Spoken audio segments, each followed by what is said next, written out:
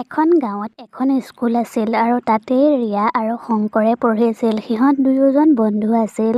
কিন্তু ৰিয়াৰ মাক-দেউতাকৰ মৃত্যুৰ পাছত ৰিয়ায়ে সেই গাঁওখন এৰি থৈ চহৰলৈ আহিবলগীয়া হৈছিল।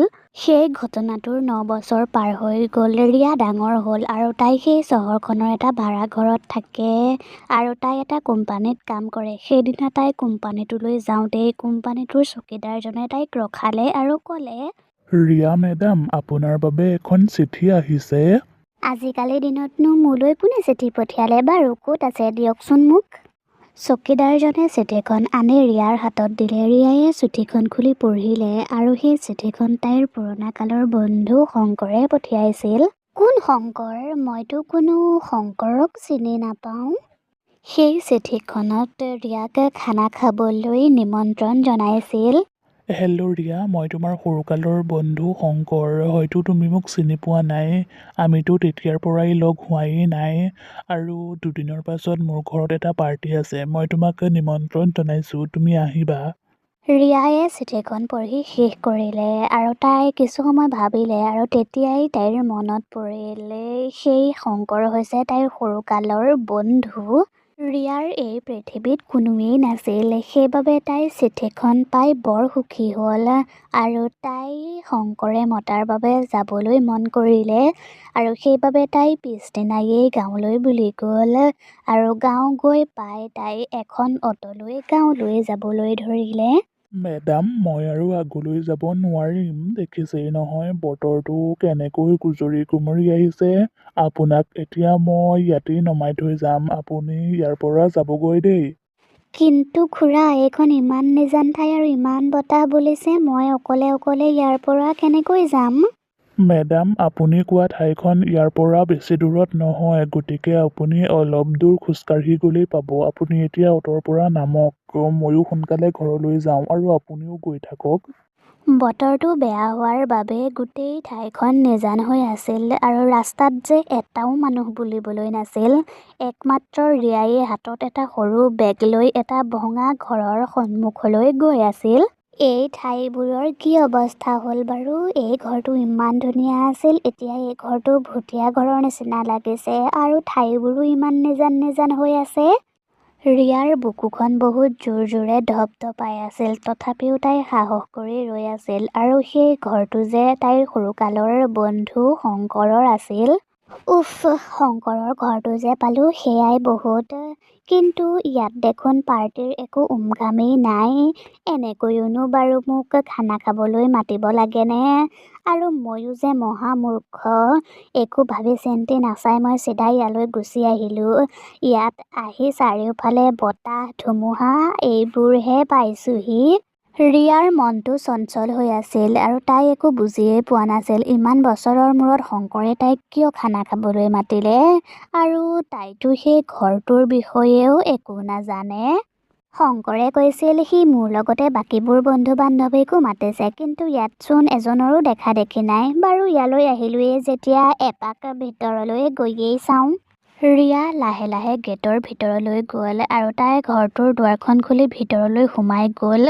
কিন্তু ভিতৰত তাইৰ আৰু আচৰিত যেন লাগিছিল।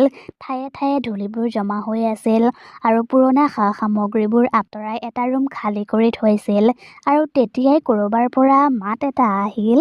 ৰিয়া, তই আহিলি? তেতিয়াই ৰিয়ায়ে দেখিলে তাইৰ পুৰণা কালৰ বন্ধু শংকৰ এটা ৰুমৰ পৰা ওলাই আহিছে। শংকৰৰ চেহেৰাটো কিয় ইমান শেঁতা পৰা যেন লাগিছে? তাৰ আৰু মোৰ বয়সটো একেই। তাক দেখি এনেকুৱা লাগিছে সি যেন বহুত দিনৰ পৰা খোৱায়েই নাই। কিবা কৈ আছ নেকি তই, ৰিয়া? শংকৰৰ চকুত কিবা বেলেগ এটা চমক আছিল, যি দেখি ৰিয়ায়ে বৰ ভয় খাইছিল। শংকৰ, তই এতিয়া কি কৰি আছ? আৰু এই ঘৰটো, এই ঠাইখন? ৰিয়া, এইটো এটা সাধাৰণ ঘৰ নহয়। সৰুতে আমি দুয়োজন ইয়াতেই লগ হৈছিলোঁ আৰু ইয়াতেই আমাৰ স্মৃতিবোৰ আছে। তই কি ক'বলৈ বিচাৰিছ শংকৰ? মই বুজি পোৱা নাই। মই তোক সকলোবোৰ কথা ক'ম, তই সকলোবোৰ বুজি পাবি। মাত্ৰ এটা কথাই জানি থ, তই যদি আজি ইয়ালৈ নাহিলি হয়। তেতিয়াই তাত এটা ভয়ানক শব্দ হ'ল আৰু শব্দটোৰ লগে লগেই সিহঁতৰ সন্মুখলৈ এটা ভয়ানক ভূত আহিল। শংকৰ, মই তোক কৈছিলোঁ নহয় আজিয়েই খানা হ'ব বুলি, কিন্তু যা যোগাৰ দেখোন একোৱেই নাই। আজি কিন্তু খানা হ'বই লাগিব। ভূতটোক দেখি ৰিয়ায়ে বহুত ভয় খালে আৰু তাই ভাবিবলৈ ল'লে, মই ইয়ালৈ আহি বহুত ভুল কৰিলোঁ। মই এতিয়া কি বিপদৰ সন্মুখীন হওঁ একো ঠিক নাই। এই ভূতটো দেখিবলৈ ইমান ভয়ানক। ভূতেও আজিকালি খানা পাতে নেকি? মই ভূতৰ খানা চানা খাবলৈ নাই দেই। মই হ'লে এতিয়াই ইয়াৰ পৰা যামগৈ। মই আৰু ইয়ালৈ কেতিয়াও নাহোঁ। মই ইয়ালৈ আহি বহুত ভুল কাম কৰিলোঁ।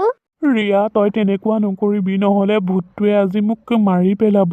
মই যদি তাক আজি খানা দিব নোৱাৰোঁ, তেতিয়াহ'লে সেই 25জন মানুহক মাৰাৰ নিচিনাকৈ সি আজি মোক মাৰি সেই ৰুমটোৰ ভিতৰত সুমুৱাই থ'ব।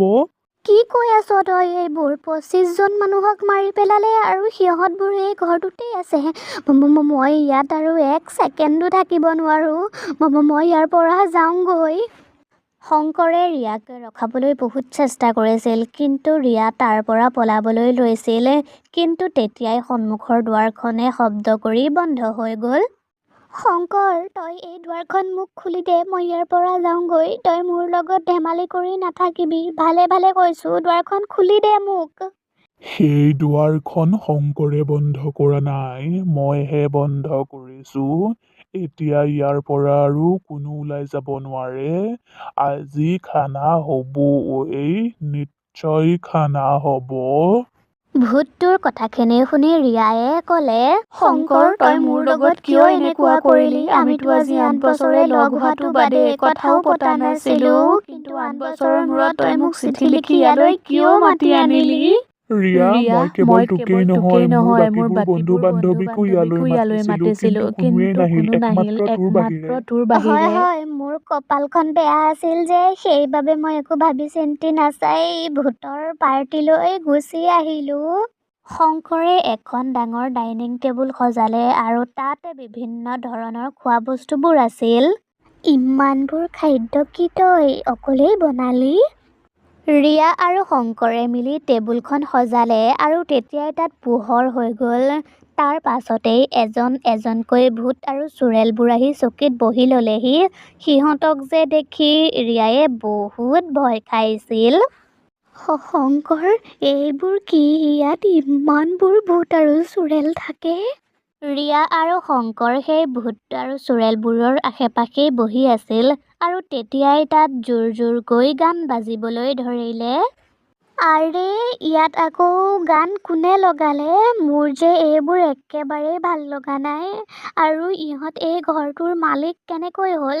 আৰু ইয়াত এই খানা-চানাবোৰ কেতিয়াৰ পৰা চলি আছে? আচলতে মোৰ মনত লোভ সোমাইছিল, সেইবাবে মই এই ঘৰটোলৈ আহি ভাবিলোঁ ইয়াত থকা বস্তুবোৰ অলপ অলপ বিক্ৰী কৰিলে মই বহুত পইচা পাম। কিন্তু এদিন ইয়ালৈ আহোঁতেই মোক ভূতটোৱে ধৰি ল'লে আৰু চাকৰ বনাই থ'লে। তেতিয়াৰ পৰাই ইয়াত খানা-চানাবোৰ চলি আছে। লাহে লাহে গাঁৱতো মানুহবোৰ কমিবলৈ ধৰিলে, সেইবাবে ইয়ালৈ মানুহবোৰ নহা হ'ল। সেইবাবেই তোক মই চিঠি লিখি ইয়ালৈ মাতি আনিলোঁ। মই এতিয়াহে বুজিছোঁ। কিন্তু তই ইয়াৰ পৰা পলাবলৈ চেষ্টা কৰা নাই নেকি? মোৰ ওচৰত কিন্তু এটা বুদ্ধি আছে, কিন্তু তোক মই কেনেকৈ কওঁ, সেই ভূতটো যে আমাৰ সন্মুখতেই বহি আছে। ৰিয়া আৰু শংকৰে ভূতটো শোৱালৈ অপেক্ষা কৰি আছিল। যেতিয়াই ভূতটো শুলেগৈ, তেতিয়াই ৰিয়ায়ে শংকৰক ক'লে, শংকৰ, মোৰ ওচৰত এটা বুদ্ধি আছে। আমি যদি আমাৰ কাপোৰখিনি মৰা মানুহখিনিক পিন্ধাই দিওঁ আৰু তেওঁলোকৰ কাপোৰখিনি আমি পিন্ধি লওঁ, তেতিয়া ভূতবোৰে গমেই নাপাব আমি ইয়াত আছোঁ নে নাই। দুয়োজনে কথা পাতি পাতি বাহিৰলৈ যোৱা দুৱাৰখনৰ সন্মুখ পালেগৈ। ৰিয়া, তোৰ বুদ্ধিটো ঠিকেই আছে, কিন্তু আমি জানো ইমান সোনকালে ইয়াৰ পৰা পলাব পাৰিম? আমি এই ঘৰটোৰ পৰা যেনে তেনে বাহিৰলৈ গৈ বাছ এখন ধৰিব পাৰিলেই হ'ল আৰু তোক মোৰ লগত চহৰলৈ লৈ যাম। আমি দুয়োজন তাতেই থাকিম। তালৈতো ভূতবোৰ যাব নোৱাৰে। ৰিয়াৰ বুদ্ধিমতেই কাম হ'ল আৰু সিহঁত দুয়োজন সেই ঘৰটোৰ পৰা ওলাই আহিবলৈ সফল হ'ল। বাচিলোঁ। শংকৰ, সৌখন বাছ, ব'ল আমি তাত সোনকালে উঠি লওঁগৈ। ইয়াৰ পৰা সোনকালে ওলাই যাব পাৰিলে তই জীৱনটোৰ কাৰণে আৰু বাচি গ'লি। ৰিয়াৰ কথাবোৰ শুনি শংকৰৰ চকুত চকু পানী আহিল। ৰিয়া, আজি তই নহা হ'লে গোটেই জীৱনটোৰ কাৰণে মই ইয়াতেই বন্দী হৈ থাকিবলগীয়া হ'লহেঁতেন। তোক বহুত বহুত ধন্যবাদ আৰু মোক ক্ষমা কৰি দিবি। মই তোক এই ঠাইখনলৈ মতাৰ বাবে। শংকৰ, সেই পুৰণা কথাবোৰ বাদ দি এতিয়াৰে পৰা নতুন জীৱন আৰম্ভ কৰ। ভূতৰ ঘৰটো চিৰজীৱনৰ কাৰণে বন্ধ হৈ গ'ল আৰু সিফালে ৰিয়া আৰু শংকৰ চহৰত সুখে শান্তিৰে থাকিবলৈ ল'লে।